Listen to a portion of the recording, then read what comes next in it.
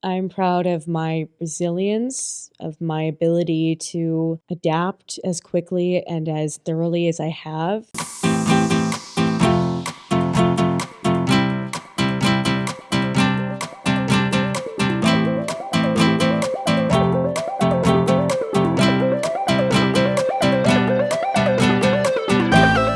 Welcome back to Fishing Without Bait. We're continuing our conversation with the Unwilting Tatiana, Jessie Notarius. So you've been a professional wrestler since 2019. Yes. So a lot of things that people don't realize the effort that it takes to do that. So they might be thinking, boy, you're really lucky to be where you're at in your life right now. But they don't realize that you're like a 7-year overnight success. That's an interesting way to put it. It's taken me a lot to get to where I am, and I still feel as though I have a long way to go from where I want to be. I like that a lot. We want to go from beyond good to great. So tell me your plans. Tell me the motivation that you have. Tell me what's next. Well, right now, the biggest thing on my mind is healing. This isn't going to get me anywhere if I don't let myself heal properly and build up the strength that I had again. From there, I want to try to get more places that I haven't been before. There's plenty of places in Ohio I've been to. I'd like to go back because I've only been once. There's plenty of places in West Virginia, New Jersey, places that I've watched. I've gotten to be a part of their shows as a helper, but I've never actually gotten to wrestle and be Tatiana. And I'd like to change that. Have you ever had the opportunity to mentor someone? Maybe a young lady that has come up to you and say, could you show me a bit of the ropes? Could you help me out a bit? Could you give me some pointers? I would love to say yes, but I don't think that's fair. Not yet. Not yet.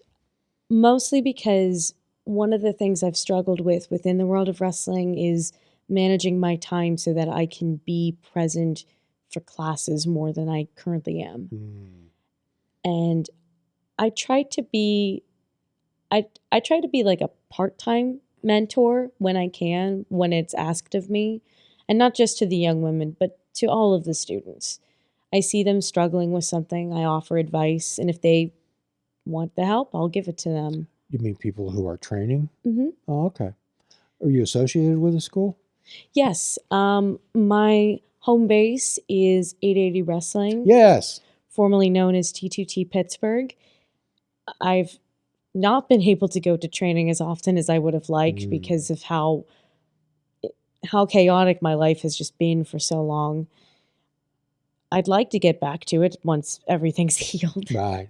The timing is perfectly atrocious for this. Oh, yes. But when I'm at class, I try to help the students. I try to keep an eye on what they're doing right, what they can fix, try to give them advice and tips on how to improve outside of ring time. Because I've been there. I was the person that struggled with back rolls and left-armed quarter rolls. But I got there, but it took work. And so I don't feel like there should be any shame in struggling with the little things. Well, no one gains anything by success. The only thing we gain is by when we fail. Exactly. And the only way you can really fail is if you give up. And I was listening to the podcast. There was one time when you actually felt like stepping aside. Yeah. I haven't really shaken that feeling completely. Especially with how the year has sort of not gone for me. I came into 2026 with this big grandeur of wanting to make it bigger. I took 2025 off, essentially, for the sake of healing, for the sake of relaxing and not straining myself mentally or physically. And I wanted 2026 to be the year that I came back and did it bigger and better than before. And so far, I haven't gotten that. And now I've hit a roadblock again, something I really wanted to avoid. The thought of getting hurt again terrified me, and I'm back again. No one plans for a bee sting or life's neither fair nor unfair. It's how we react to it. So how did you react to it when you found out, oh my gosh? I was devastated. I felt like I was letting everyone, especially myself, down. And it was a freak accident. It was nobody's fault. And that happens, especially in wrestling.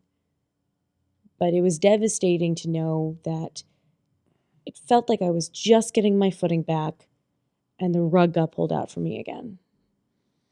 What's the prognosis? Currently, the prognosis is a radial fracture in my left wrist. I have not yet had my follow-up. I do not know how severe the fracture is and what the definite healing time will be. I hope to have that soon, especially since I have a D&D game. I have a D&D match to try and win, which apparently I'll be doing one-handed, so rolling a disadvantage. Well, I think you can probably manipulate that. Did you have your wrist operated on? No, I've been very, very fortunate that with all of the injuries I've sustained, which actually since the last time we spoke, I had another injury. I broke my left hand in July of 2024. That was that one was luckily a very short recovery time, but that was just as devastating and far more frustrating. Are you able to have some physical therapy for that? Yes. With the left hand, it was a much, much faster recovery. The physical therapist actually told me, hey, you don't actually have to come back. I'm just going to give you all of the things you need to do, and you do them in your own time. Well, I hope you can follow some good orderly direction. Yeah. With the wrist, as I said, remains to be seen. It's my third broken wrist, so I feel like I'm very well adept in the exercises I need to do to rebuild the strength, but, I have to let it heal first. Well, I hope how's your patience? It's surprisingly good. All things considered, by all means, I should be one of the most impatient people alive, but I can hold it. Well, the idea is patience is a real virtue, and a whole lot of life, how we get through it is patience and acceptance.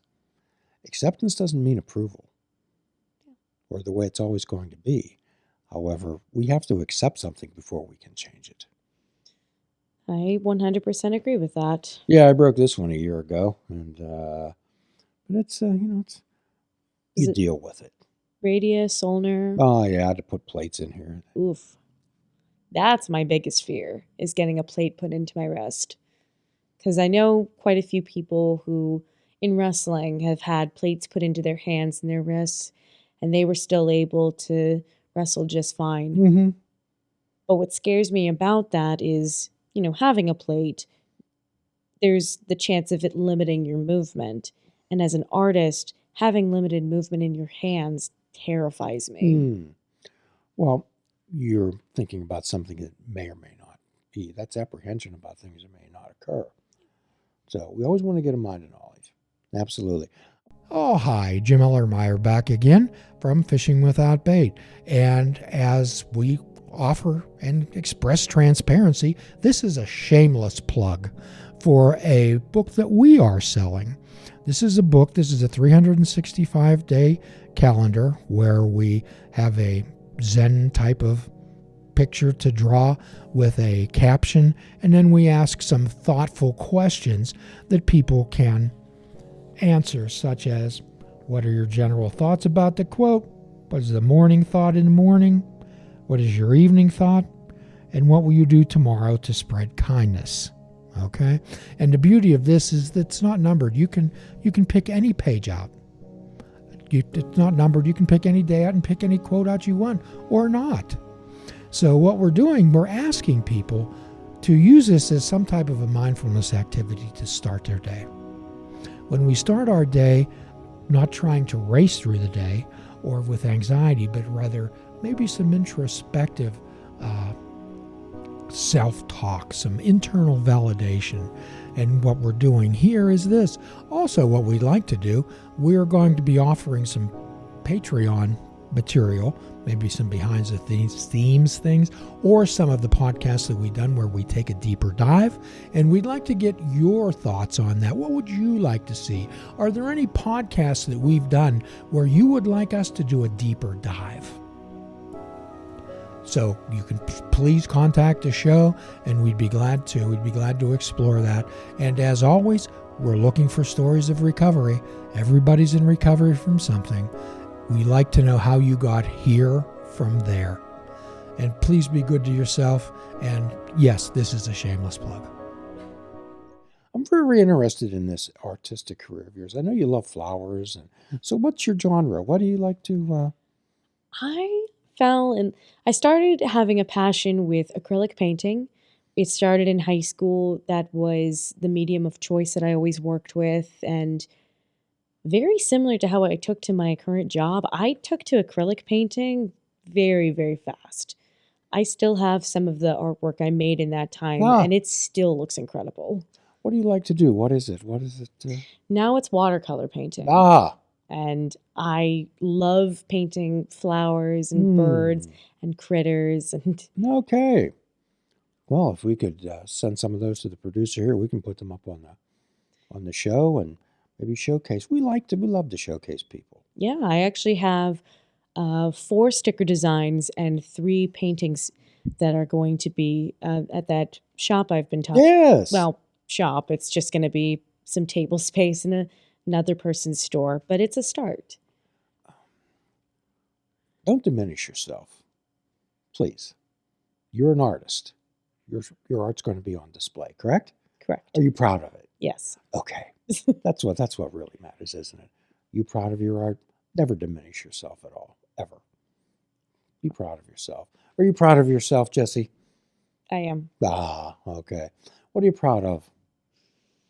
I'm proud of my resilience, of my ability to adapt as quickly and as thoroughly as I have.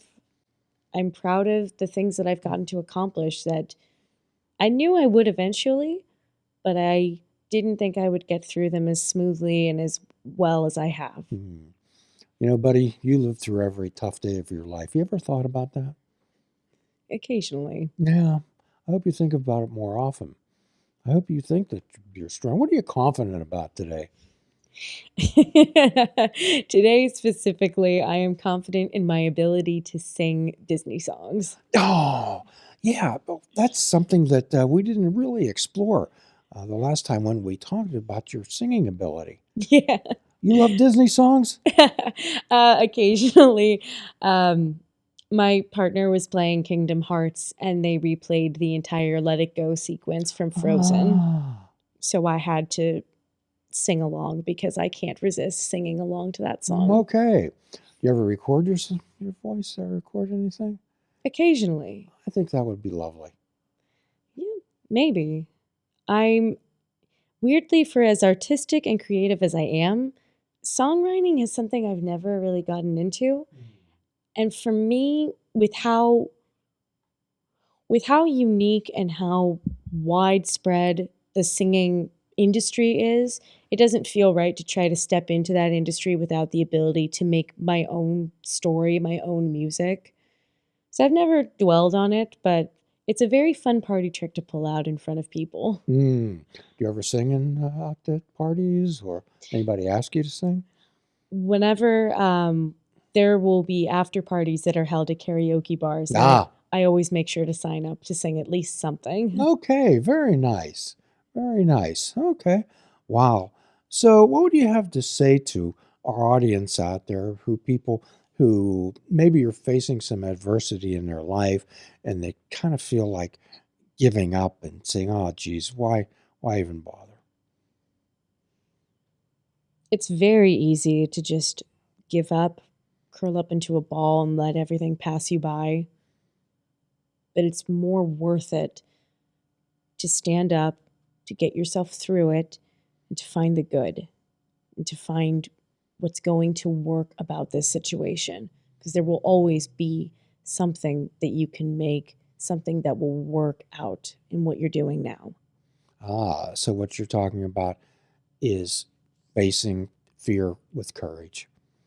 tell us about some times in your life where courage put you through some things that were tough times. Oh boy. That's Must have hard. took a lot of courage to get into that first match, that first ring. First match is a good example. I recently had the fortune of having a very big match where I defended one of my championships, and it was against Marty Bell with Alundra Blayze as the guest referee. Ah, Probably the biggest match I've ever had in my entire career. Absolutely terrified, but I kept telling myself, everyone in that locker room has confidence in your ability to do this. Everyone in that crowd has been watching you do this over and over and over again. Even if it's not the best match of your life, it's not going to be a bad match because you don't make bad matches anymore. And I don't know why that worked as well as it did, but it got me through the curtain and it got me through the match, which wasn't as good as I wanted it to be, but it wasn't bad. well, when people give leads at AA meetings, give their experience and strength, there are usually 3 types of leads: the one you prepare, the one you give, and the one that you wish you would have given. So I imagine wrestling matches are all like that. They The are. one you prepare, the one you give, and the one you wish you would have had. They are. That's the perfect way to put them. Uh-huh. Okay, well, very nice. And that's just the way life is, too. But we have to accept the way. We have a little gift for you that we'd like to give to you. We have a gift here. It's a mindfulness coloring book, since you're an artist. Oh, that's probably the biggest coloring book I think I've ever seen. Yeah. Well, it gives a day by day. It's not numbered. It's not in sequence of days or months, but it gives some prompts every day that you can maybe have some insightful thoughts to yourself. Well, there's a lot of good prompts in here. So we'd like to give that to you. Well, thank you. I appreciate this. Yes. So we're going to include some things about your show, some things about, maybe we can include some clips of you wrestling. I love that match with you and Brianna. Thank you. That was a very fun match, but I haven't had any matches with Brianna bands that weren't fun. Oh. She's one of my favorite people to step into the ring with. Oh, she's quite a performer, and so are you. You two seem to flow I'd like to think we do. and clicked like that. It was very, very nice. So you're such a delightful person. We'd love to have you back again sometime in the future. And our producer of this show is going to have a wrestling match this coming Wednesday, April the 1st. Could you say a little bit about that?